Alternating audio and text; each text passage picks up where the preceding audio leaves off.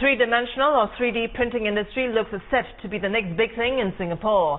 Singapore's Economic Development Board has set aside $500 million over the next 5 years to develop this sector. But some experts warn that too much available funding in the new venture could risk the formation of another industry bubble ready to burst.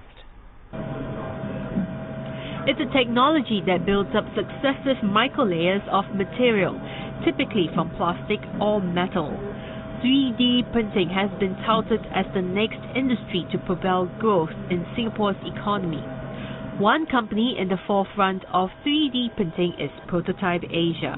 It started out as a firm providing software prototypes and solutions in 2010. But the company set up a 3D prototyping division in the second quarter of 2012.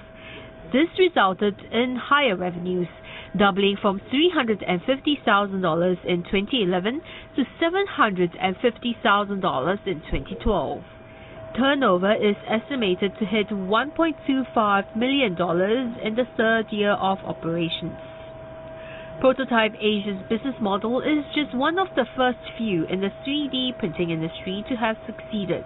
3D printing for us is a tool that we use as part of our activities, as part of our work as product designers, as prototypers.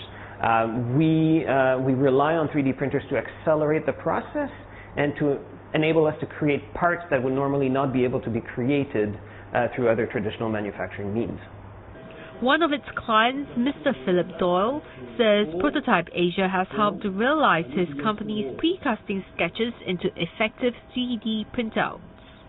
What I can do with my simple sketches is go to a metal worker and ask him to fabricate, which would take a long time, and they're very heavy. Now, 3D printing is light, and we put that into a wall, which we'll make out of see-through plastic.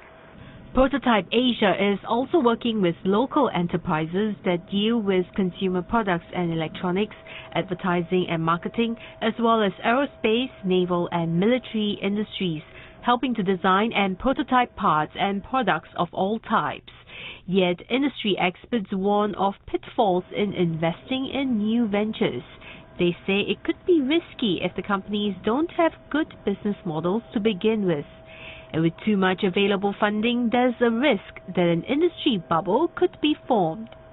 There is some suggestions, say, that the market is a little bit over-inflated at the moment in terms of the capital investment. And there's potentially a bubble, a technology bubble that may burst. That is a necessity. That happens with every technology. Singapore may have been a pioneer in the 3D printing industry, but experts note building up the human capital has lagged behind the US and Europe, which made consistent efforts to grow the industry in the last 20 years. Still, startups with an effective business model should have plenty of room to grow. This is because a major player has yet to be established in Singapore.